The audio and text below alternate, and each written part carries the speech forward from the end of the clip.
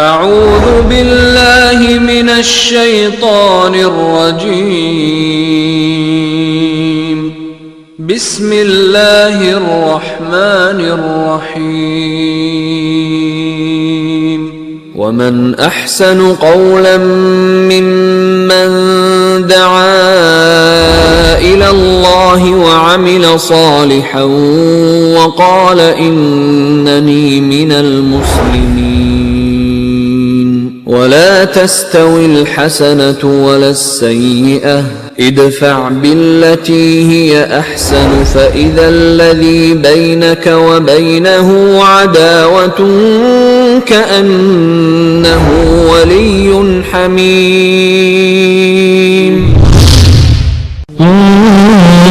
خير أمة أخرجت للناس تأمرون بالمعروف وتنهون عن المنكر وتؤمنون بالله. قرآن جو اس نے اتارا، جو اللہ کا کلام ہے، دین کی اساس ہے، اسلام کا مرجع ہے، اس قرآن کی ایک ایک سورے سے پہلے دیکھیے بسم اللہ الرحمن الرحیم ملے گا. شروع کرتا ہوں اللہ کے نام سے، پڑھنے والا بسم اللہ الرحمن الرحیم.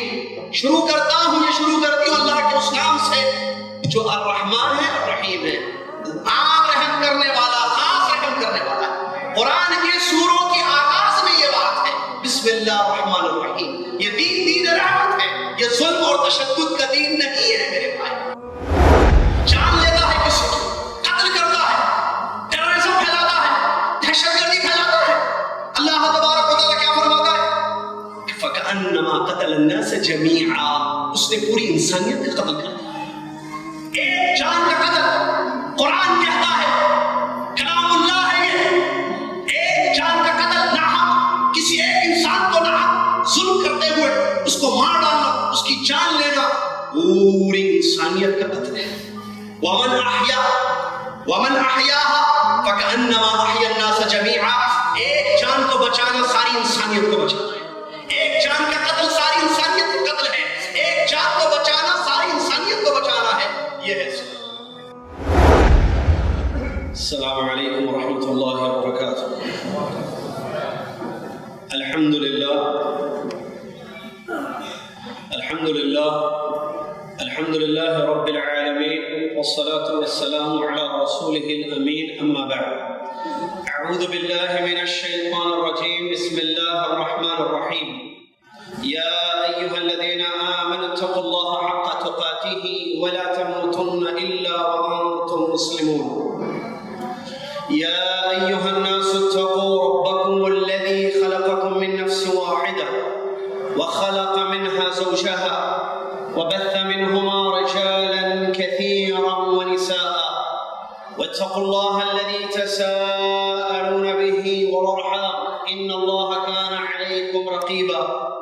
يا أيها الذين آمنوا اتقوا الله وقولوا قولا سديدا يصلح لكم أعمالكم ويغفر لكم ذنوبكم ومن يطع الله ورسوله فقد فاز فوزا عظيما.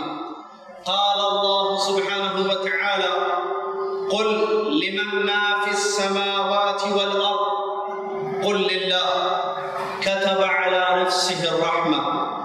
وقال تعالى: وما أرسلناك إلا رحمة للعالمين. وقال عز وجل: من قتل نفسا بغير نفس أو فساد في الأرض فكأنما قتل الناس جميعا ومن أحياها فكأنما أحيا الناس جميعا. قال رسول الله صلى الله عليه وسلم: من قتل معاهدا لم يرح رائحة الجنة. رواه البخاري الحديث كما قال رسول الله صلى الله عليه وسلم. مہمانان خصوصی، محترم MLA صاحب، صدر محترم، علماء کرام، ذمہ داران پروگرام، بزرگوں، نوجوان ساتھیوں، پردہ نشین اسلامی ماں اور بہنوں، میں سب سے پہلے اس اللہ رب العالمین کا شکر اور اس کی حمد و ثنا، اس کی بڑائی بیان کرتا ہوں، جس اللہ تبارک و تعالیٰ نے مجھے اور آپ کو اس عظیم الشان اجلاس عام میں جمع ہونے کی توفیق عطا فرمائی، تاکہ ہم قال اللہ قال رسول کو سنیں اور سنائیں اور اس کو سمجھ کر عمل کرنے کی کوشش کریں۔ اللہ تعالیٰ سے میری یہ دعا ہے کہ اللہ تعالیٰ ہم سب کے یہاں جمع ہونے کو قبول فرمائے اور تقریر کرنے والوں اور تقریر سننے والوں کو عمل کرنے کی توفیق دے، آمین۔ الحمدللہ، اللہ تعالیٰ کا یہ بہت بڑا فضل و کرم ہے کہ ہم اس کے خاطر یہاں جمع ہوئے ہیں۔ یہ نیک عمل ہے، نیک دینی اجتماع اور اجلاس ہے۔ اللہ تعالیٰ کی توفیق کے بغیر یہ اجتماع ناممکن تھا۔ اللہ کی توفیق کے بغیر عمل صالح، نیک عمل ناممکن ہے۔ لہذا اللہ کی اس توفیق پر ہم شکر ادا کریں، اس کی تعریف کریں، اس کی بڑائی کریں، اس کی حمد بیان کریں اور اس کی زیادہ سے زیادہ عبادت کریں۔ رمضان ختم ہو چکا، عبادتیں ختم نہیں ہوئی، یہ شوال کا مہینہ چل رہا ہے۔ اللہ تعالیٰ صرف رمضان کا رب نہیں ہے، اللہ شوال اور ذوالقعدہ اور ذوالحجہ کا بھی رب ہے۔ اللہ تعالیٰ سارے مہینوں کا رب ہے۔ اس کی عبادت ہم پر ہر لمحہ، ہم پر ہمیشہ کے لیے ہے۔ اس نے فرمایا وَاعْبُدْ رَبَّكَ حَتَّى يَأْتِيَكَ الْيَقِينُ، اپنے رب کی عبادت کرو جب تک تمہیں موت نہ آ جائے۔ اللہ تعالیٰ ہم سب کو اس کی توفیق عطا فرمائے، آمین۔ محترم سامعین، موضوع بڑا حساس ہے، وقت کی قلت ہے، میں اپنے موضوع کو آپ کے سامنے پیش کروں۔ دہشت گردی انسانیت کے خلاف۔ اللہ تبارک و تعالیٰ نے باتیں بڑی اہم ہیں، پوائنٹس بڑے اہم ہیں، میں نے نوٹ کیا ہے، میں آپ کو سناؤں گا، آپ کا کام سننا۔ اللہ تعالیٰ مجھے اور آپ کو عمل کرنے کی توفیق عطا فرمائے، آمین۔ محترم سامعین، اللہ تعالیٰ نے ہمیں پیدا کیا، اس میں کوئی شک نہیں ہے، وہ ہمارا رب اور خالق ہے۔ پیدا کر کے اس نے بیکار یوں ہی نہیں چھوڑ دیا کہ جیسے چاہے زندگی گزارو، جو چاہے کرو، بلکہ اس نے ہمارے لیے ایک ایسا دین چنا جو اسلام ہے، اللہ کا پسندیدہ دین ہے۔ اللہ تبارک و تعالیٰ نے فرمایا ان الدین عند اللہ الاسلام، یقیناً اللہ تبارک و تعالیٰ کے نزدیک جو دین ہے وہ اسلام ہے۔ وَمَن يَبْتَغِ غَيْرَ الْإِسْلَامِ دِينًا فَلَن يُقْبَلَ مِنْهُ وَهُوَ فِي الْآخِرَةِ مِنَ الْخَاسِرِينَ۔ اس اسلام کو چھوڑ کر کسی اور چیز کو انسان دین سمجھے تو اس کو اللہ تبارک و تعالیٰ ہرگز قبول نہیں کرے گا اور وہ قیامت کے دن خسارہ اٹھانے والوں میں سے ہوگا۔ اسلام اللہ تبارک و تعالیٰ کا سچا دین اور دھرم ہے۔ یہ دین رحمت ہے، دہشت گردی کا دین نہیں ہے، ٹیررزم کا ریلیجن نہیں ہے، پیسفل ریلیجن، پیس کی دعوت دینے والا رحمت کا دین ہے۔ غور کیجئے میرے نکات پر، اللہ تبارک و تعالیٰ جو اس دین کا مالک ہے، جو اس دین کو، اسلام کو نازل کرنے والا ہمارا رب ہے، وہ کیا کہتا ہے؟ قل لمن ما فی السماوات والارض، کہہ دیجئے محمد صلی اللہ علیہ وسلم، پوچھئے ان لوگوں سے ایک سوال، لمن ما فی السماوات والارض، آسمان میں جو کچھ ہے اور زمین میں جو کچھ ہے وہ کس کے لیے ہے؟ جواب دیجئے قل للہ۔ اس سوال کا جواب لوگوں کو دے دیجئے، آسمان میں جو کچھ ہے وہ اللہ کا ہے، زمین میں جو کچھ ہے وہ اللہ کا ہے۔ آگے کیا فرمایا؟ كتب على نفسه الرحمة، اس اللہ رب العالمین نے جس کے لیے آسمان کی ساری چیزیں اور زمین کی ساری چیزیں، آسمان اور زمین کا جو مالک ہے، كتب على نفسه الرحمة، اس نے اپنی نفس پر، اپنی ذات پر، اپنے نفس پر اس نے رحمت کو لکھ دیا۔ كتب على نفسه الرحمة، اللہ تبارک و تعالیٰ نے اپنے نفس پر رحمت کو لکھ دیا۔ اس کے ناموں میں سے ایک نام الرحمن ہے، اللہ رحم کرنے والا۔ اپنے نفس پر اس نے رحمت کو لکھ دیا ہے اور اس نے جو دین اتارا ہے وہ بھی رحمت کا دین ہے، تشدد کا نہیں، ٹیررزم کا نہیں، خوف، دہشت، ڈرانے دھمکانے کا دین نہیں، رحم و کرم کا دین ہے۔ وہ خود رحم کرنے والا، قرآن جو اس نے اتارا، جو اللہ کا کلام ہے، دین کی اساس ہے، اس قرآن کی ایک ایک سورے سے پہلے دیکھیے بسم اللہ الرحمن الرحیم آپ کو ملے گا. شروع کرتا ہوں اللہ کے نام سے, پڑھنے والا بسم اللہ الرحمن الرحیم. شروع کرتا ہوں, یہ شروع کرتی ہوں اللہ کے اس نام سے جو الرحمن ہے الرحیم ہے, عام رحم کرنے والا, خاص رحم کرنے والا. قرآن کے سوروں کی آغاز میں یہ بات ہے بسم اللہ الرحمن الرحیم. یہ دین رحمت ہے, یہ ظلم اور تشدد کا دین نہیں ہے میرے بھائی. حدیث قدسی ہے, پیارے نبی صلی اللہ علیہ وسلم ارشاد فرماتے ہیں, اللہ تبارک و تعالیٰ نے بیان فرمایا یا عبادی. کیا حدیث ہے, اس کو دنیا تک پہنچائے. یہ میڈیا کا دور ہے, یہ میڈیا کا دور ہے, میڈیا سے پہنچائیے دنیا میں. دس از اسلام. اسلام یہ ہے. اللہ تبارک و تعالیٰ فرماتے ہیں حدیث قدسی یا عبادی انی حرمت الظلم علی نفسی وجعلته بینکم محرما فلا تظالموا.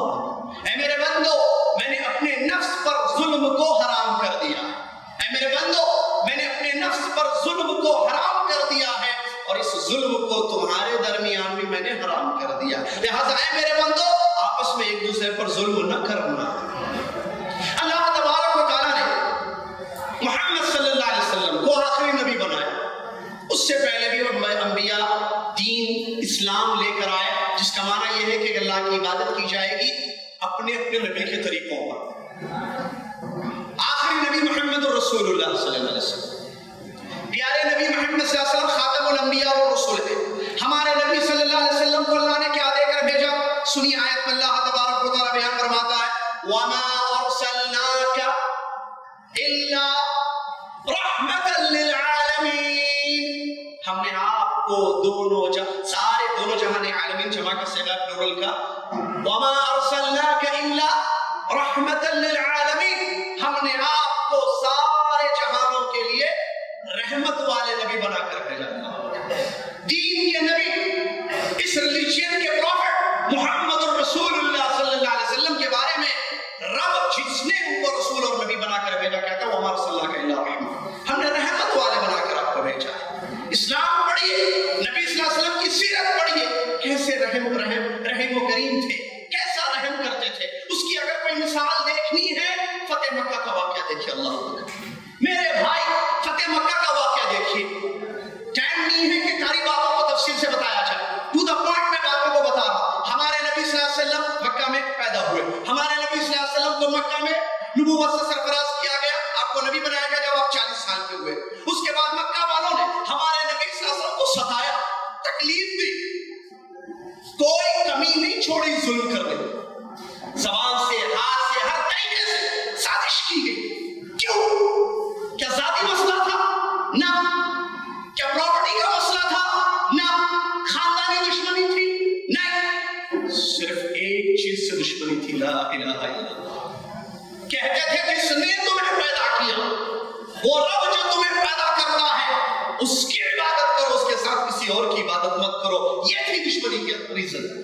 ہمارے نبی محمد صلی اللہ علیہ وسلم کو تکلیفیں دی گئی, ظلم زیادتی, حتیٰ کہ اللہ تبارک و تعالیٰ نے آپ کو حکم دیا کہ ہجرت کرو مدینہ کی طرف. چلے گئے اور جاتے جاتے یہ کہہ کر گئے اِنَّكِ لَأَحَبُّ الْبِقَاءِ إِلَى اللَّهِ.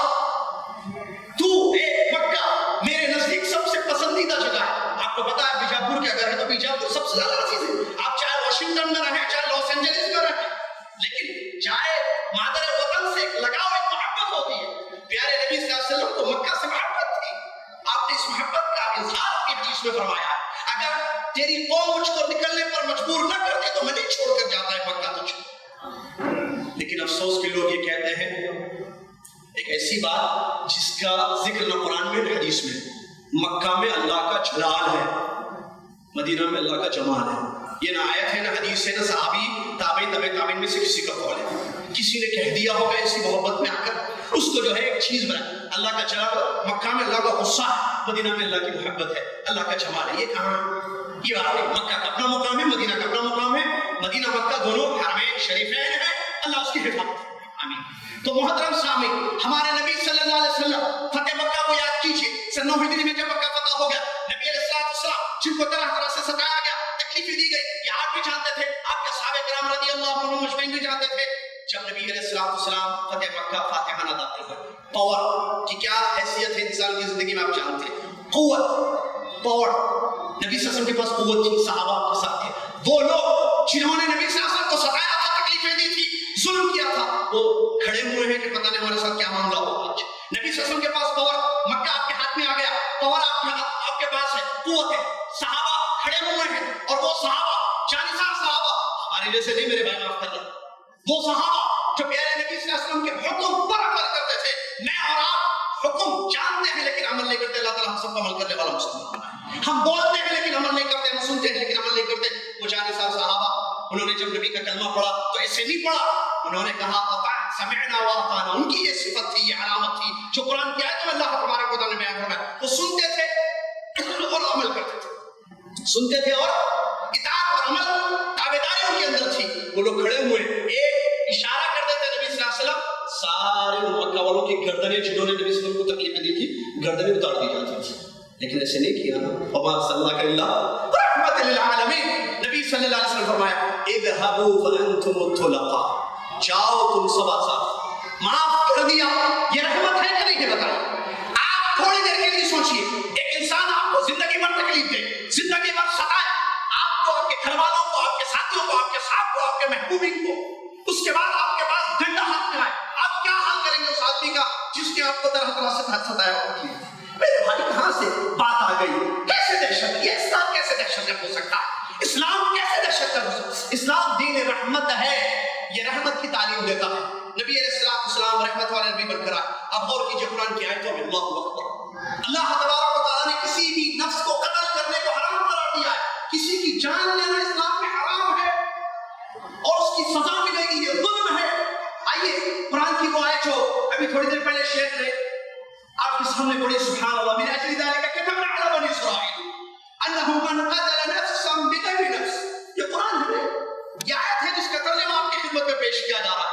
اللہ تبارک و تعالیٰ فرماتا ہے من قتل نفسا بغیر نفس، جس نے کسی نفس کو، کسی جان کو مار ڈالا، کسی نے کسی جان کو مار ڈالا، قتل کر دیا.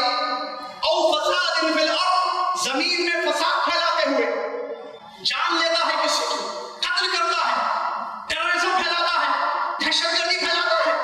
اللہ تبارک و تعالیٰ کیا فرماتا ہے؟ فَكَأَنَّمَا قَتَلَ النَّاسَ جَمِيعًا، اس نے پوری انسانیت کا قتل کر دیا.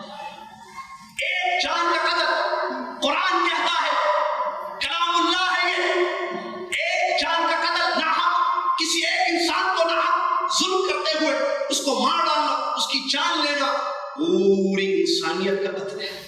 وَمَنْ أَحْيَاهَا فَكَأَنَّمَا أَحْيَا النَّاسَ جَمِيعًا، ایک جان کو بچانا ساری انسانیت کو بچانا ہے. ایک جان کا قتل ساری انسانیت کو قتل ہے. ایک جان کو بچانا ساری انسانیت کو بچانا ہے. یہ ہے اسلام، یہ ہے اللہ کا کلام. ایک انسان کا قتل. لہذا اس آیت سے معلوم ہوا کہ کسی جان کو قتل کرنا یہ حرام ہے اسلام میں، اس کی وعید آئی ہے. اور اسلام، اللہ کا یہ دین انسانوں کی جان کے تحفظ کے لیے آیا. مال، ضروریات خمسہ، 5 چیزوں کا تحفظ. انسان، اسلام آیا کس لیے؟ نفس کا تحفظ ہو، جانیں محفوظ رہیں، کسی کو نہ مارا جائے، کسی کو قتل نہ کیا جائے، اور عقل محفوظ رہے، اور عزتیں محفوظ رہیں، دین محفوظ رہے، اور مال محفوظ رہے. یہ اصول ہے، دین کے اصول ہے، اس کے تحفظ کے لیے دین آیا. آیتیں اور حدیثیں پڑھ کر دیکھیے کہ 5 چیزوں کے تحفظ، ضروریات خمسہ جس کو کہتے ہیں، اس کے لیے اسلام آیا دنیا میں کہ جانیں محفوظ رہے، مال محفوظ رہے، عزتیں محفوظ رہے، دین محفوظ رہے. اس لیے اسلام آیا دنیا میں. بلکہ اگر ہم حدیثوں کا مطالعہ کریں، اسلامک اسٹڈیز کا، اسلامی تعلیم کا مطالعہ کریں، وہ کافر جن کو مسلمانوں نے پناہ دی، اس کے قتل کی حرمت اسلام میں نہیں ہوگا. اللہ کے نبی محمد صلی اللہ علیہ وسلم فرماتے ہیں صحیح بخاری کے بعد، من قتل معاہدہ، جس نے کسی معاہد کو قتل کیا. معاہد کون؟ جس کو مسلمانوں نے پناہ دیا. وہ کافر جس کو مسلمانوں نے پناہ دی ہے، اس کا قتل. نبی صلی اللہ علیہ وسلم فرماتے ہیں جس نے یہ جرم کیا وہ جنت کی خوشبو تک بھی نہیں سن سکتا. یہ صحیح بخاری کے الفاظ ہیں. کیا معلوم یہ ہوا کہ اسلام میں جانوں کا تحفظ ہے. کسی انسان کا قتل جائز اور حلال نہیں ہے بلکہ اس کی وعیدیں آئی ہیں. اور اگر آپ اندازہ لگائیں، غور کریں، قتل تو دور کی بات ہے، ڈرانے کو اسلام نے ظلم قرار دیا ہے، ڈرانے کو اسلام نے منع کیا ہے. نبی صلی اللہ علیہ وسلم کی کئی حدیثیں ایسی ملتی ہیں جہاں نبی صلی اللہ علیہ وسلم نے یہ بات بیان فرمائی ہے، کسی مسلمان کو ڈرانا، کسی اپنے بھائی کو ڈرانا جائز اور حلال نہیں ہے. نبی صلی اللہ علیہ وسلم نے فرمایا تم اپنے بھائیوں کو مت ڈراؤ، اس لیے کہ ایک حضرت عامر بن ربیعہ کی حدیث ہے جو صحیح ترغیب و ترہیب میں آئی ہے، صحیح سند کی حدیث ہے. عامر بن ربیعہ رضی اللہ عنہ کا ایک واقعہ آپ کو بتاؤ. نبی صلی اللہ علیہ وسلم کے دور میں کیا ہوا، ایک ساتھی صحابی کے جوتوں کو کسی نے چھپا دیا مذاق کرتے ہوئے. وہ ڈر گئے، جوتے یا چپل ان کے چھپا دیے گئے مذاق کے طور پر، جسے مذاق ہوتا ہے تو اس سے وہ تھوڑا سا ڈر گئے. پیارے نبی صلی اللہ علیہ وسلم کو اس کی خبر ہوئی. نبی صلی اللہ علیہ وسلم نے فرمایا لا تروعوا، تم اپنے بھائی کو مت ڈراؤ. جس نے اپنے بھائی کو ڈرایا اس نے بڑا ظلم کیا. حدیث کے ساتھ جس نے اپنے بھائی کو ڈرایا اس نے بڑا ظلم کیا. قتل تو دور کی بات ہے، ڈرانے کو اسلام نے ظلم قرار دیا. اللہ اکبر. لہذا میرے بھائیوں اس بات کو اچھی طریقے سے سمجھیں کہ یہ دین یہ ظلم اور تشدد کا دین نہیں ہے، یہ عدل اور انصاف کا دین ہے. ہر ایک کو اس کا حق دینے کی تعلیم آئی ہے. اللہ کے نبی صلی اللہ علیہ وسلم حدیث میں بیان فرماتے ہیں الظلم ظلمات یوم القیامہ، ظلم کرنا قیامت کے دن تاریکیاں ہوں گی، اندھیرے میں ہوں گے وہ لوگ جو دنیا میں ظلم کرتے ہیں. اسی طریقے سے وہ آیت ابھی تھوڑی دیر پہلے آپ نے سنی جو شیخ محترم نے جب تلاوت کلام میں وہ آیتیں پیش کی، اس میں اللہ تبارک و تعالیٰ نے سزا بیان کی ہے.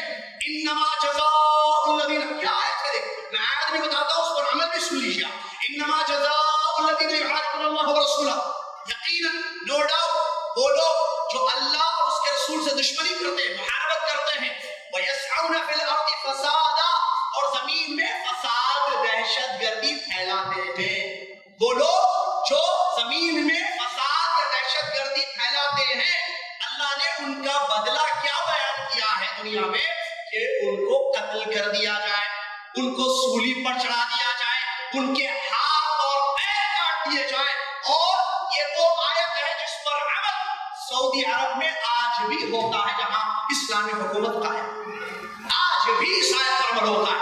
ہم نے جامعہ اسلامیہ میں تعلیم کے دوران اپنی آنکھوں سے دیکھا ان لوگوں کی گردن کٹتے ہوئے جن لوگوں نے زمین میں فساد پھیلایا اور زمین میں فتنہ پھیلایا. اسی آیت کو وہاں پر پڑھتے ہوئے ہم نے سنا اور ان دو انسانوں کی گردنوں کو زمین پر گرتے ہوئے ہم نے اپنی آنکھوں سے دیکھا ہے.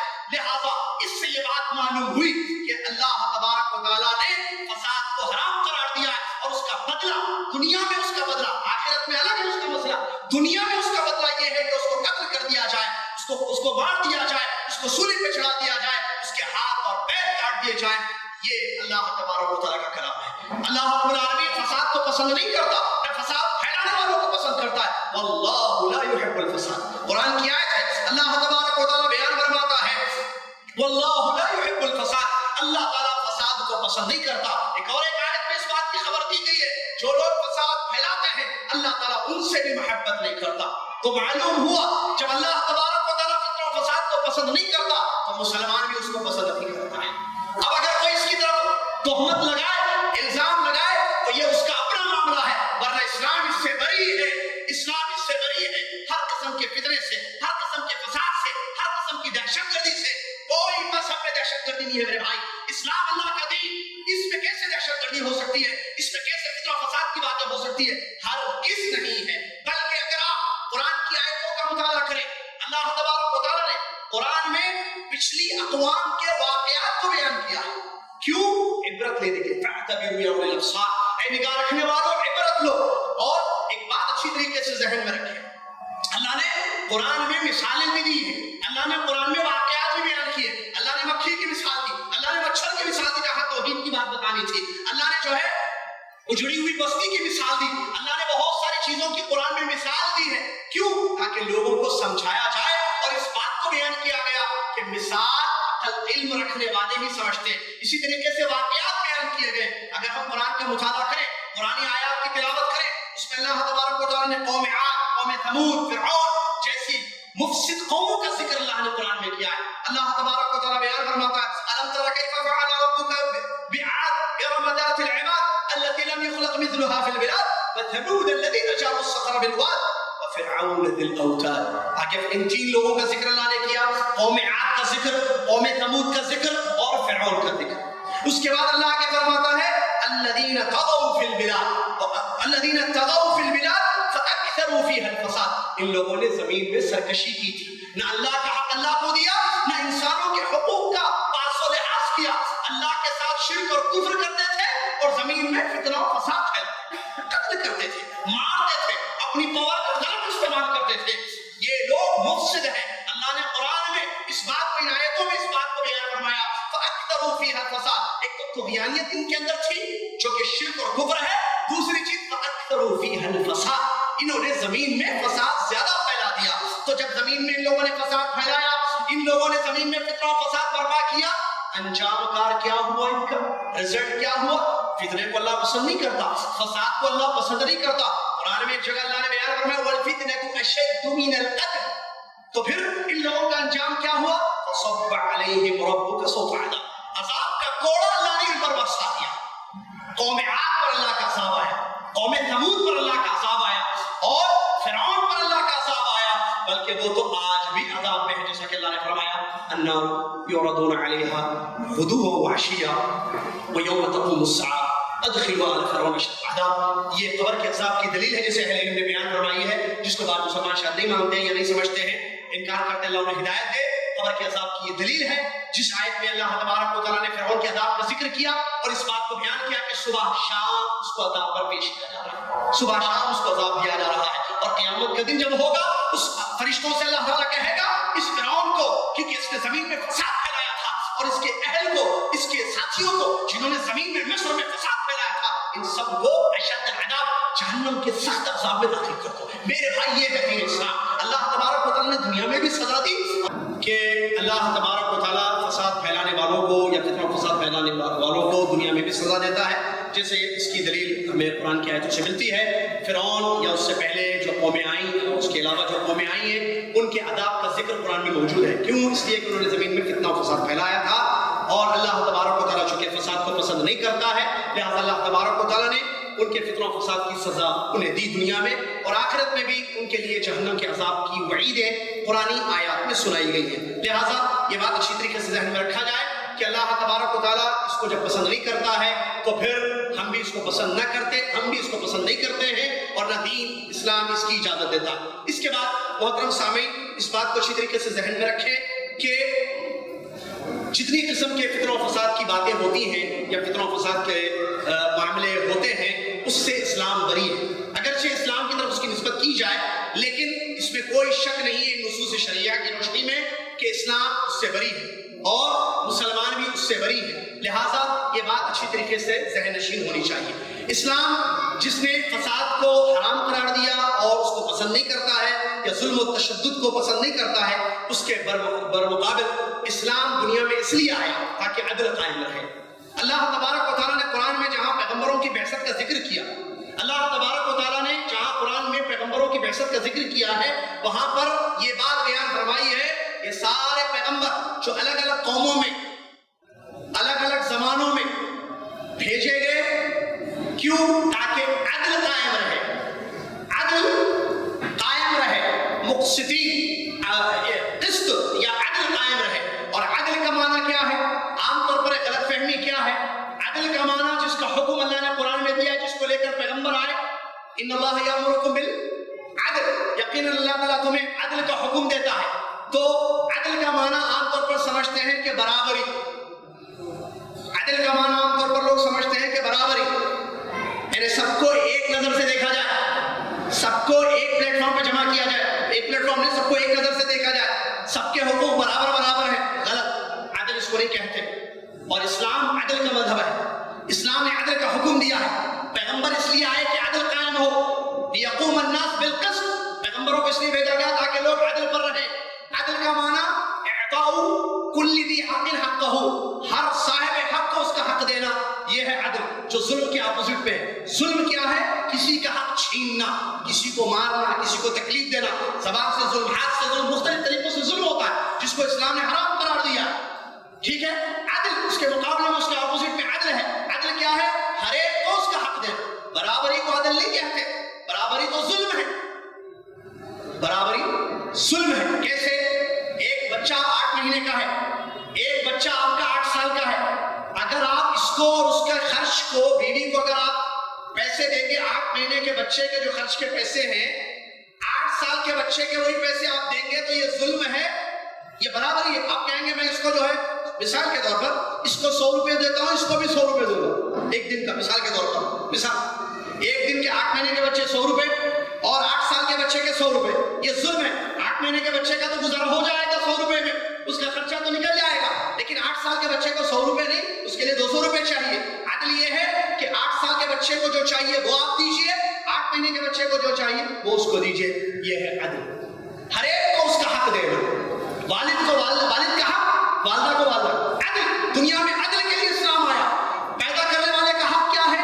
ایمان لاؤ، اس کی عبادت کرو، اس کے ساتھ کسی کو شریک مت کرو، اس کا حق اس کو دینا۔ اگر ہم ایمان لا کر یا ایمان نہیں لائیں گے تو یہ ظلم ہے جس کو شرک قرآن نے قرار دیا، یا ایمان کے ساتھ اپنے ایمان کو شرک سے نہیں بچائیں گے، اللہ تبارک و تعالیٰ پر ایمان رکھتے ہوئے اس کا حق، اس کو حق عبادت جو اللہ کا حق ہے۔ معاذ بن جبل رضی اللہ عنہ کی حدیث میں جب نبی علیہ السلام نے ان سے سوال کیا، اے معاذ کیا تمہیں پتا ہے کہ اللہ کا حق بندوں پر کیا ہے؟ تو معاذ بن جبل رضی اللہ عنہ نے بیان فرمایا اللہ اور اس کے رسول بہتر جانتے ہیں کہ اللہ کا حق بندوں پر کیا ہے۔ نبی صلی اللہ علیہ وسلم نے فرمایا حق اللہ علی العباد ان یعبدوہ یشرکوا بہ شیئا، اللہ کا حق بندوں پر کیا ہے کہ اللہ کی عبادت ایسی کرے کہ اس کے ساتھ کسی کو شریک نہیں کرے، یہ اللہ کا حق ہے۔ تو عدل کیا ہے؟ اللہ کا حق اللہ کو دینا۔ اگر ہم نے حق عبادت جو اللہ کا حق ہے توحید، اگر ہم نے نہیں دیا، شرک کیا، اللہ کی عبادت میں دوسروں کو ملایا، تو یہ ظلم ہے۔ قرآن کی دوسری آیت میں اللہ نے فرمایا جہاں لقمان علیہ السلام کی بات جو انہوں نے اپنے بیٹے کو نصیحت کرتے ہوئے بیان فرمایا تھا، یا بنیا، اللہ نے قرآن میں فرمایا یا بنیا، ان کی بات کو نقل کرتے اے میرے بیٹے، لقمان نے اپنے بیٹے سے کہا یا بنیا، اے میرے بیٹے، لا تشرک باللہ، اللہ کے ساتھ شرک نہ کرنا کبھی، ان الشرک لظلم عظیم، اس لیے کہ شرک بہت بڑا ظلم ہے۔ کیوں؟ اس میں اللہ کا حق اللہ کو نہیں دیا جا رہا۔ تو عدل کا معنی اللہ کا حق اللہ کو دینا، بادشاہ کا حق بادشاہ کو دینا، ابا کا حق ابا کو، امی کا حق امی کا، بیوی کا حق بیوی کو، ماں کا حق ماں کو۔ ماں کا حق دے رہا ہے، بیوی کا حق ادا نہیں کر رہا ہے، یہ ظلم ہے، تشدد ہے، غلط ہے۔ بیوی کا حق دے رہا ہے، ماں کا حق ادا نہیں کر رہا۔ عدل یہ نہیں ہے ماں کو ماں کا حق دو، بیوی کو بھی۔ اور جو لوگ عدل کا معنی کریں برابری، امی کو بھی اتنے پیسے دے رہا ہے، بیوی کو جتنے پیسے دے رہا ہے امی کو بھی اتنے دے رہا ہے، نہیں، امی کی دوا زیادہ ہے، اس کا خرچہ زیادہ ہے، ماں کے حقوق بیوی سے بڑھ گئے۔ ایک بات جگہ ایسا ہوتا ہے کہ بیوی کا حق زیادہ ہوتا ہے، تو اعطاء کل ذی حق حق، ہر صاحب حق کو اس کا حق دینا، یہ ہے عدل جس کو قائم، اسی سے دنیا قائم ہے میرے بات، یہ اسلام کی تعلیم ہے۔ پیغمبروں کی بعثت اس لیے ہوئی تاکہ عدل قائم رہے، ہر ایک کو اس کا حق ملے، ہر ایک کو، ہر شہری کو، ہر انسان کو، ہر مسلمان کو، ہر انسان کو اس کا حق ملے، بڑوں کو بڑوں کا حق، عورتوں کو عورتوں کے حقوق، بچوں کو بچوں کے حقوق ملے۔ یہ عدل ہے جس کی تعلیم اسلام نے دی ہے، جس کا حکم اللہ نے قرآن کی آیتوں میں دیا ہے، اور اس کے برخلاف ہے ظلم، اور ظلم سے کبھی چیز باقی نہیں رہتی ہے۔ فتنہ فساد ختم ہونا، فتنہ نہ ہو، شانتی کی زندگی لوگ گزارے دنیا میں، اس کے لیے ضرورت ہے ایمان اور عمل صالح کی، جس کا حکم اللہ نے دیا، جو عدل ہے۔ اللہ نے قرآن میں اس بات کو بیان فرمایا الذین آمنوا ولم یلبسوا ایمانہم بظلم اولئک لہم الامن وہم مہتدون۔ آج دنیا میں، غور سے سننا میری بات اس آیت کی روشنی، پوری دنیا میں دہشت گردی پسند نہیں کی جاتی ہے۔ فطرت انسان دہشت گردی کو، قتل و غارت گیری کو، فتنہ و فساد کو پسند نہیں کرتی فطرت انسان۔ حل کیا ہے؟ ہم چاہتے ہیں کہ شانتی رہے، ہمارے ملک میں بھی رہے، یہ ملک شانتی کا ملک ہے، ہم اس کی اجازت نہیں دیتے ہمارے ملک میں کوئی فساد پھیلائے، ہم اس کی اجازت نہیں دیتے، ہم اس کو برداشت نہیں کریں گے ہمارے ملک میں کوئی فتنہ و فساد برپا کرے، ہم اس کا کنڈم کرتے ہیں، اس کا انکار کرتے ہیں، اس کا رد کرتے ہیں۔ میں آگے مثالیں بھی دینے جا رہا ہوں، یہ بات ذہن میں رکھنا۔ پسند اسی طریقے سے دنیا میں بھی ہم پسند نہیں کرتے فتنہ و فساد ہو، بلکہ ہم چاہتے ہیں ہم بھی جیے آپ بھی جیے، ہم بھی امن و امان کی زندگی گزاریں آپ بھی امن و امان کی زندگی گزاریں، ہم بھی شانتی سے رہیں آپ بھی شانتی سے رہیں، ہم رات میں سوئے اپنی بیوی بچوں کے ساتھ، تمہارے گھر پر بہو لگی رہے، ہمیں قتل نہ کیا جائے، ہماری بیوی باہر جائے بازار میں، ہم چاہتے شانتی سے جائیں، شانتی سے گھر واپس آئیں، ہمارے بچوں کی حفاظت ہو اسکولوں میں، ہمارے بچے یہ دنیا چاہتے ہیں، لیکن ایک مسئلہ کیسے دنیا میں امن قائم رہے گا؟ بات سمجھ میں آ گئی کہ دہشت گردی ختم اسلام نے منع کیا ہے، اسلام سے اس کا کوئی تعلق اسلام بری ہے، لیکن امن کے لیے کیا کرنا ہے؟ وہ رب جو امن و امان کا مالک ہے، وہ رب اللہ رب العالمین جو امن کا مالک ہے، جو امن دیتا ہے، پیس دیتا ہے، شانتی دیتا ہے، وہ کہتا ہے الذین آمنوا ولم یلبسوا ایمانہم بظلم، دو کام کر لو اے لوگوں، امن کی گارنٹی اللہ نے دی ہے، اللہ اکبر، ضمانت لی اللہ نے، اللہ اکبر، اللہ جس کے بارے میں ہمارا عقیدہ ہے کہ وہ ہر چیز پر قدرت رکھتا ہے، وہ چاہے کسی چیز کو کرنا تو کیا کہتا ہے؟ کن ہو جا، فیکون، وہ چیز ہو جاتی، وہ اللہ کہہ رہا ہے الذین آمنوا جو ایمان لے کر آئے، کیونکہ ایمان اس کا حق ہے میرے بھائی، اس نے پیدا کیا، وہ کھلاتا ہے پلاتا ہے، وہ خالق ہے۔ حافظ ابن کثیر رحمۃ اللہ علیہ نے سورہ بقرہ کی وہ آیتیں جن آیتوں میں جو ہے تخلیق کا ذکر ہے، آسمانوں کی، زمین کی اور بارشوں کا ذکر ہے، الحمدللہ ماشاءاللہ ملک میں بارشیں ہو رہی ہیں، دعا ہے کہ اللہ تعالیٰ اور برسات ملک میں، اور جو ہے اس سے بھی سکھ شانتی ہوتی ہے، جانوروں کی وغیرہ سب کے حقوق ہے، اس میں بھی ضرورت ہے سب کو اس کی، اللہ تعالیٰ اس میں بھی جو ہے ہمیں زیادہ سے زیادہ خیر رکھے ہمارے بارشوں میں۔ تو وہ رب قرآن کی وہ آیت ہے جس میں اللہ نے بارشوں کا ذکر کیا کہ ہم نے آسمان بنایا چھت کے جیسے، زمین کو بچھونا بنایا، آسمان سے بارش برساتے، زمین سے غلہ اناج تمہارے لیے نکال کے دیتے، تو تم جانتے ہو کہ اللہ کا کوئی شریک نہیں، اس کے ساتھ کسی کو شریک لا تجعلوا للہ اندادا وانتم تعلمون، تمہیں معلوم ہے کہ اللہ کا کوئی برابر نہیں ہے، اللہ کا کوئی شریک نہیں ہے، تو اللہ کے ساتھ کسی کو شریک نہ کرنا۔ ان آیتوں کی تفسیر میں حافظ ابن کثیر رحمۃ اللہ علیہ بیان فرماتے ہیں الخالق لهذه الاشیاء هو المستحق العبادہ، یہ آسمان و زمین کا، بارش کا اور اناج اللہ نکالنا، کھیتی، ہر چیز کا جو خالق ہے وہی اس بات کا حق رکھتا ہے کہ اس کی عبادت کی جائے۔ اللہ بیان فرماتا ہے شانتی کیسے آئے گی امن و امان کے لیے؟ دو کام انسان کو کرنے پڑیں گے، الذین آمنوا، وہ لوگ جو ایمان لائے، ولم یلبسوا ایمانہم بظلم، اور اپنے ایمان کو ظلم سے بچایا۔ یہاں اس آیت میں، کیونکہ ظلم کا کئی معنی ہوتا ہے عربی زبان میں، علماء اکرام جانتے ہیں اس بات کو، ظلم کے انواع و اقسام ہیں اور عربی ڈکشنری اٹھائے تو ظلم کے کئی معنی ہیں۔ یہاں اس آیت میں ظلم کا معنی شرک ہے، خاص قسم کا ظلم کہ اللہ کا حق غیر اللہ کو دے، اللہ نے اس آیت میں اس کو ظلم قرار دیا۔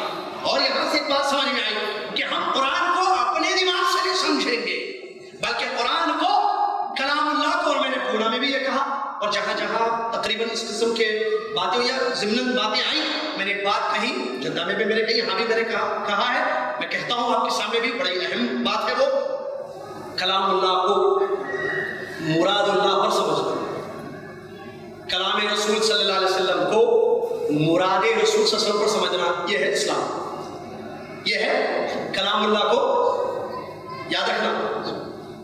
پھر بھی جاتا رہوں تو پوچھوں گا انشاءاللہ، اگر آپ کو بلایا ہے تو کلام اللہ ہے قرآن، مراد اللہ ہے اللہ کی مراد، اللہ کا مطلب، اللہ اس آیت میں کیا مطلب ہے؟ ایک تو کلام ہے، ایک تو مراد ہے نا، جیسا اردو میں بولتے ہیں میں آپ کی بات سمجھا نہیں، ایک ہوتی بات، ایک ہوتا ہے سمجھنا، بات سنتے ہیں، سمجھے کیا؟ What do you mean English میں پوچھتے ہیں، I heard what you said, but what do you mean brother؟ میں نے سنا آپ نے جو بولا، لیکن مطلب کیا ہے آپ کا؟ کیونکہ مطلب سمجھنا بہت امپورٹنٹ ہوتا ہے، کسی کی بات کو سمجھنا جو اس کی مراد ہے، یہ بڑی اہم نقطے کی بات ہے، سنتے چلے ضمن میں آ چکی ہے۔ کلام اللہ قرآن، اللہ کا مراد اللہ، اللہ کی مراد، ہوتا کیا ہے، گڑبڑ کیا ہے، کلام اللہ لے لیے، مراد اپنی لے لی، قرآن میں یہ لکھا ہوا ہے، وہ قرآن میں لکھا پکڑو مارو، اچھا مراد اللہ کیا ہے؟ پکڑو مارو کرو، پکڑو قتل کرو، ایسے کیسے ہو سکتا ہے؟ واللہ لا یحب الفساد، اللہ نے تو مفسدین کو تباہ برباد کر دیا زمین میں، ایسے کیسے ہو سکتا ہے؟ اس کا مطلب دیر از گڑبڑ، کچھ گڑبڑ، آپ مراد کچھ اور لے رہے ہیں۔ کلام اللہ کو مراد اللہ پر سمجھ، قرآن کو اللہ کی مراد، اللہ کی مراد کون بتائیں گے ہمیں کہ اس کلام اللہ کی مراد کیا ہے؟ محمد رسول اللہ صلی اللہ علیہ وسلم، کیونکہ ان پر قرآن تھا، انہوں نے جن کو سمجھایا بتایا وہ لوگ کون ہیں؟ کلام اللہ پڑھ کر سناتے تھے یتلو علیہم آیاتہ ویزکیہم، ہے قرآن، تو یتلو علیہم میں ضمیر کس کی طرف جا رہی ہے؟ صحابہ. کافر بھی سنتے تھے ایمان لے لا، لیکن صحابہ ایمان لائے کلام اللہ سن کر. اور مراد رسول، مراد اللہ کو جو محمد صلی اللہ علیہ وسلم نے سمجھایا ان لوگوں نے سمجھا، محمد صلی اللہ علیہ وسلم نے سمجھا، لہذا they know better than us, they know better than anyone. ان کو زیادہ معلوم تھا، اسی لیے کہتے ہیں فہم سلف، منہج سلف، جو اہل الحدیث کا مسلک ہے، منہج ہے کہ قرآن کو ضرور سمجھیں گے انشاءاللہ. کس کی سمجھ پر؟ اللہ تبارک و تعالیٰ کی سمجھ کے، اللہ کی مراد جو محمد صلی اللہ علیہ وسلم نے اپنے صحابہ کو بیان کیا. آئیے دوسری چیز حدیثیں، نبی صلی اللہ علیہ وسلم کی حدیثیں ہیں، بہت ساری حدیثیں ہیں نبی صلی اللہ علیہ وسلم کی جو قرآن کی تفسیر میں آئی ہے. حدیث و رسول کو مراد رسول نبی صلی اللہ علیہ وسلم کی کیا مراد ہے؟ جیسے نبی صلی اللہ علیہ وسلم نے بیان فرمایا تم میں سے کوئی اس وقت تک مومن نہیں ہوگا جب تک وہ اپنے بھائی کے لیے وہ پسند کرے جو اپنے لیے پسند کرتا ہے. حدیث ہے نا، بخاری متفق. کیا مطلب اس کا؟ یعنی اگر میں اپنے لیے، بیجاپور کا پان مشہور ہے، پان، میں اپنے لیے پان پسند کر رہا ہوں، حلال جو پان ہے، میٹھا پان، میں اپنے لیے پان پسند کر رہا ہوں، آپ کے لیے ڈائمنڈ پسند کر رہا ہوں، یا آپ کے لیے چھالے پسند کر رہا ہوں، تو اس کا مطلب ایمان سے خارج ہو گیا.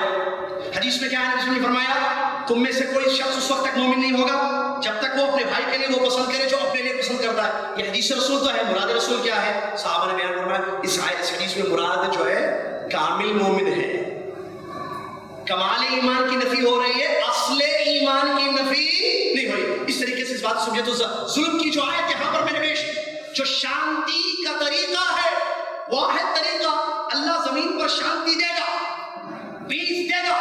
شرط یہ ہے کہ ہم دو کام کریں، الذین آمنوا، ایمان لانا، ولم یلبسوا ایمانہم بظلم، اور اپنے ایمان کو ظلم سے بچا کے رکھنا. اور میرے محترم بھائیو، یہ ہے اہل الحدیث کی دعوت.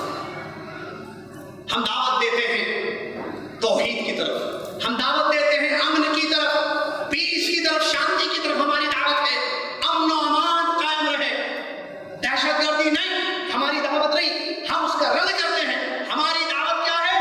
توحید، اور توحید سے امن قائم ہوتا ہے. ہم امن و امان کی دعوت دینے والے، امن و امان کی دعوت دینے والے. آپ دیکھیے لٹریچر ہمارا، تقریریں ہماری سنیے. اللہ جزائے خیر دے، اللہ رحم فرمائے جو علماء گزر چکے ہیں، اللہ جزائے خیر دے، حفاظت فرمائے جو علماء موجود ہیں جنہوں نے لکھا ہے. بہت ساری چیزیں پڑھ کر دیکھیے. دعوت کیا ہے؟ امن و امان کی دعوت. کیوں؟ توحید سے امن قائم ہوتا ہے. ہماری دعوت توحید ہے، ایمان اور عمل صالح کی طرف، اور ایمان اور عمل صالح توحید ہے، اور توحید سے امن ہے. امن سے دنیا اور آخرت کی کامیابی ہے. ہر انسان کی آج کی ضرورت ہے امن، لہذا یہ امن ہماری دعوت ہے. توحید کے ذریعے امن ہماری دعوت یہ ہے. اور فتنہ و فساد پھیلانے والوں کا ہم رد کرتے ہیں. اس کی مثال خوارج، مثال جو کل تفصیل سے وہاں پر شعب میں اس پر گفتگو ہونے والی ہے.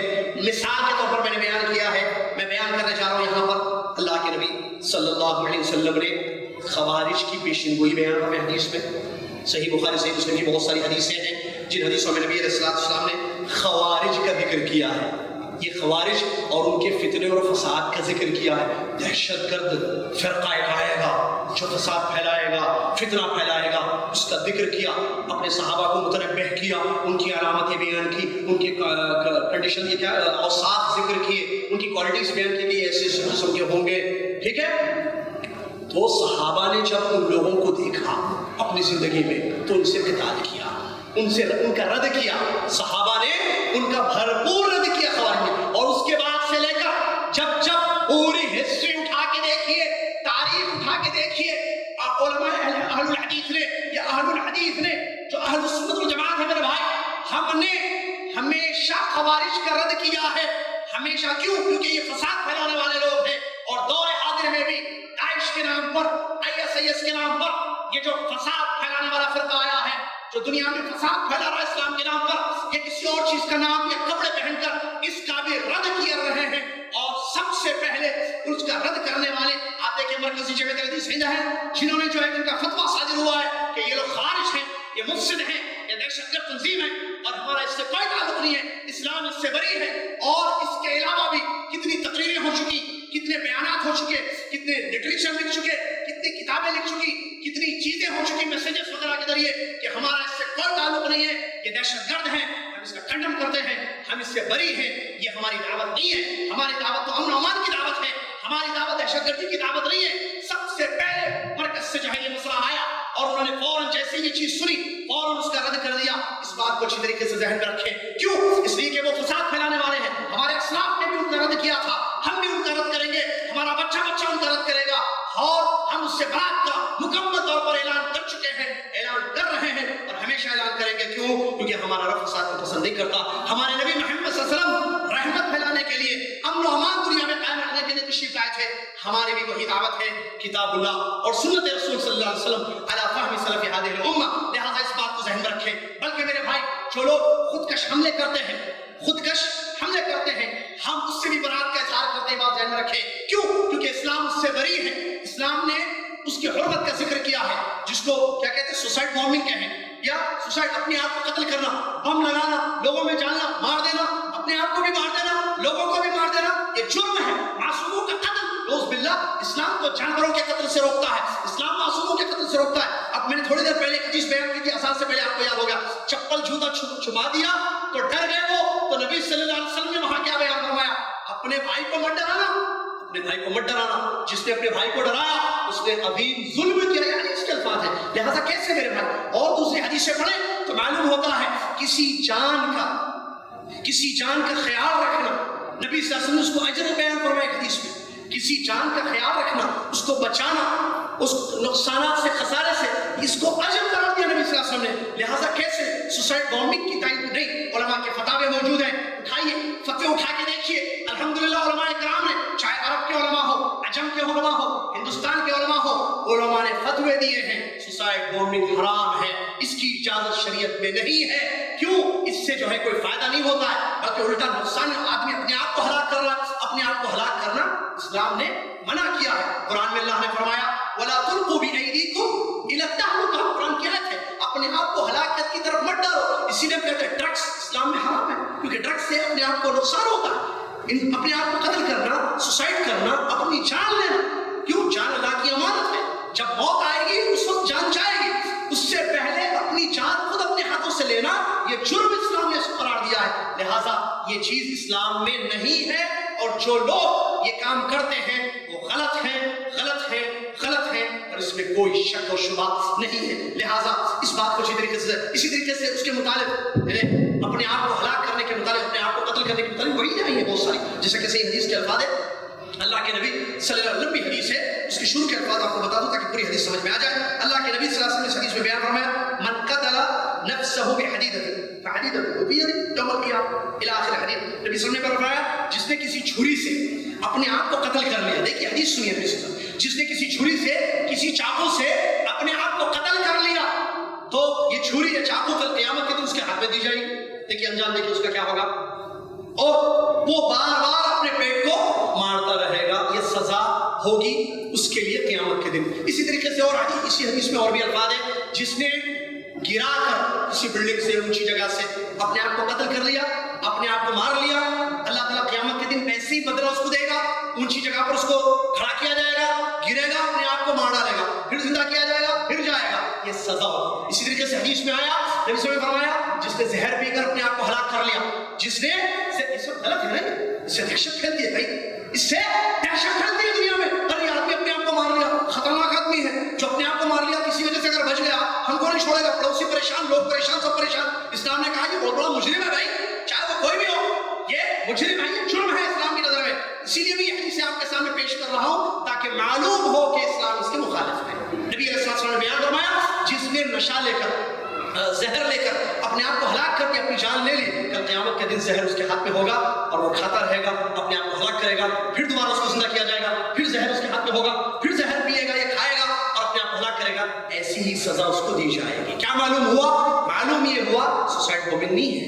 اپنے آپ کو ہلاک کرنا، برباد کرنا اسلام میں نہیں ہے، بلکہ اپنی جان کی حفاظت کرنا. اسی لیے دوا اور دعا دونوں چاہے تھے. رقیہ شرعیہ اپنی جگہ ہے، دوا، ڈاکٹر، آپ علاج کرائیں. اسلام نے کہا کہ علاج کرائیں، علاج کے طریقے بھی اسلام نے بیان کروائے ہیں. کیوں؟ کیونکہ جان کی حفاظت یہ اسلام کے اصول میں سے ہے. ایک جان کی حفاظت، میں نے شروع میں ایک آیت بھی پڑھی آپ کو، ایک انسان کے قتل کو اسلام نے ساری انسانیت کا قتل کہا، تو کیسے جو ہے دہشت گردی کی تعلیم اسلام میں ہرگز نہیں ہے میرے بھائی. اسلام اس سے بری ہے، اس میں کوئی شک نہیں ہے. لہٰذا اس بات کو اچھی طریقے سے ذہن میں رکھیں. ہم دہشت گردی کی سراسر برات کا اظہار کرتے ہیں، بلکہ ہم اپنے نوجوانوں کو، اپنے بھائیوں کو، اپنی ماں اور بہنوں کو اس بات کی دعوت دیتے ہیں کہ اسلام کا صحیح معنوں میں مطالعہ کیا جائے اور اسلامک اسٹڈیز، اسلام کے محاسن، اسلام کی خوبیوں کو دنیا والوں تک پہنچا دیا جائے، تاکہ معلوم ہو کہ اسلام کتنا پیارا مذہب ہے، کتنے امن و امان کی دعوت دینے والا مذہب ہے، یہ دہشت گردی کے خلاف ہے اور قتل و غارت گری کے خلاف ہے۔ جو لوگ ایسے کام کرتے ہیں ان کے اپنا جرم ہے، وہ اس کی سزا کل قیامت کے دن ان کو ملے گی، لیکن اللہ اس میں کوئی شک نہیں ہے کہ اسلام ہمارا دین اس سے بری ہے، لہٰذا ہم اس سے اپنے آپ کو بچا کے رکھیں۔ شیخ محترم تشریف لا چکے ہیں الحمدللہ، اور میرا وقت بھی ختم ہونے جا رہا ہے۔ میرے بھائی، آپ لوگوں سے میری گزارش یہ ہے کہ اپنے آپ کو بچا کے رکھیں، اسلام کی اساس، اسلام کے محاسن، اسلام کے اصول کا مطالعہ کریں اور جذباتی مسلمان نہ بنے۔ میری نصیحت، میری گزارش آپ سے یہ ہے میرے بھائی، بہت پیارا دن اللہ تبارک و تعالیٰ نے ہمیں دیا ہے، بہت پیارا دن ہمارے پاس الحمدللہ ہے، لہٰذا اس دن کی حفاظت کیجیے۔ یہ دین ایسے نہیں آیا، قربانیاں اس کے پیچھے دی گئی ہیں، یہ منہج ایسے نہیں آیا ہمارے پاس، اس کے پیچھے بہت زیادہ قربانیاں دی گئی ہیں،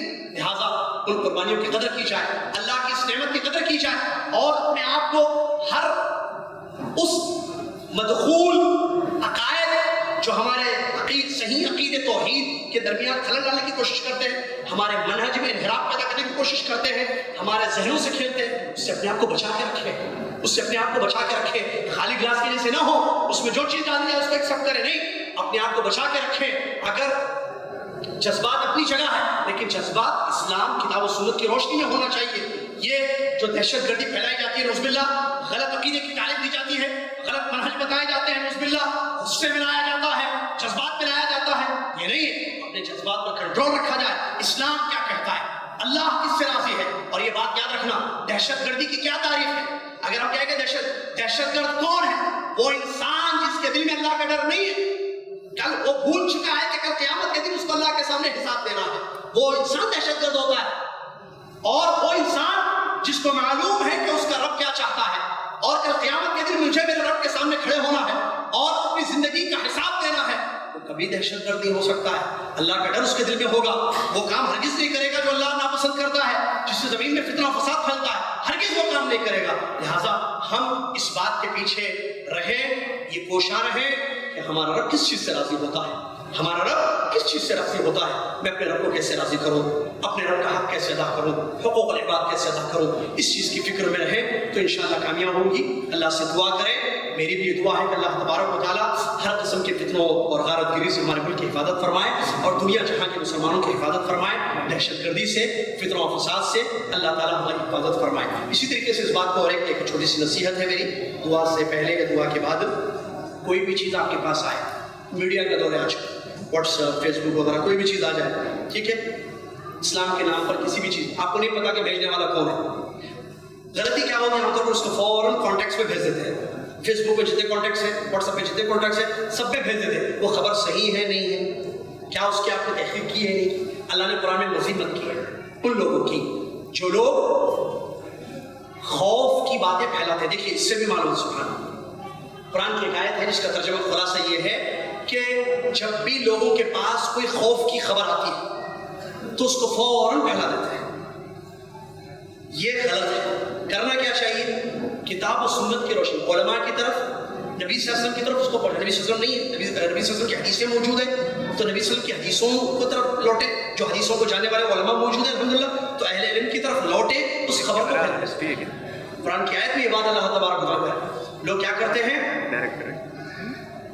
کیا ہو جاءہم امر من الامن او الخوف اذاعوا به ولو ردوه الى الرسول والى اولي الامر منهم لعلمه الذين يستنبطون الى اخر الآیت۔ یہ ہوا جس آیت میں اللہ نے فرمایا لوگوں کے پاس جب کوئی امن کی خبر یا خوف کی خبر آتی ہے تو فوراً اذاعوا به، اس کو پھیلا دیتے ہیں۔ اللہ نے برا کر، یہ غلط کرنا کیا پڑے، آپ کے پاس کوئی نیوز آئی، انفارمیشن، کوئی خبر آئی تو آپ اس کو علماء کی طرف لوٹائیے۔ علماء زیادہ جانتے ہیں کہ یہ خبر صحیح ہے یا نہیں ہے، خبر کا مطلب کیا ہے، پھیلانے کے قابل ہے یا نہیں ہے۔ عام طور پر عام انسان یہ غلطی کرتا ہے، کوئی بھی نیوز آتی ہے اس کو فوراً پھیلا دیتا ہے اور اس کی وجہ سے لوگوں میں جو ہے دہشت، ارے ایسے ہو گیا کہتے، یہ ہو گیا کہتے، وہ ہو گیا کہتے، جب کہ تحقیق کرو تو پتہ چلتا ہے کہ اس کوئی سچی خبر نہیں ہے، پتہ نہیں ہوا کچھ اور پھیلایا کچھ گیا. لہٰذا یہ بات یاد رکھنا، ہم جو چیز پھیلا رہے ہیں، ہم جو چیز بول رہے ہیں، ہم جو کام کر رہے ہیں، ساری چیزیں نوٹ کی جا رہی ہیں. کل قیامت کے دن اللہ تعالیٰ ہم سے ہمارے اقوال کا، ہمارے افعال کا، ہمارے سینڈ کرنے کا، فارورڈ کرنے کا میسیجز اللہ حساب لینے والا ہے. یاد رکھنا کل قیامت کے دن ہمیں اللہ کے سامنے حساب دینا ہے. تم نے بغیر دیکھے کہ کیسے پھیلا دی خبر، لہٰذا کوئی بھی خبریں نہ پھیلائیں. اللہ سے دعا ہے کہ اللہ تعالیٰ ہم سب کو سمجھنے کی توفیق عطا فرمائے. اللہ تبارک و تعالیٰ اس ملک کی شانتی کو باقی رکھے، امن و امان کو باقی رکھے. اللہ تعالیٰ دنیا اور آخرت میں ہمیں امن و امان کی زندگی گزارنے کی توفیق عطا فرمائے. اللہ تبارک و تعالیٰ کتاب و سنت کا داعی صحیح معنوں میں بنائے، کتاب و سنت کو صحیح معنوں میں سمجھ کر اس پر عمل کرنے کے اللہ تعالیٰ ہم سب کو توفیق عطا فرمائے. آمین. اللہ تعالیٰ جانوں کی، مال کی، عزتوں کی، آبروں کی حفاظت فرمائے. آمین. الحمد للہ رب العالمین. السلام علیکم ورحمۃ اللہ وبرکاتہ.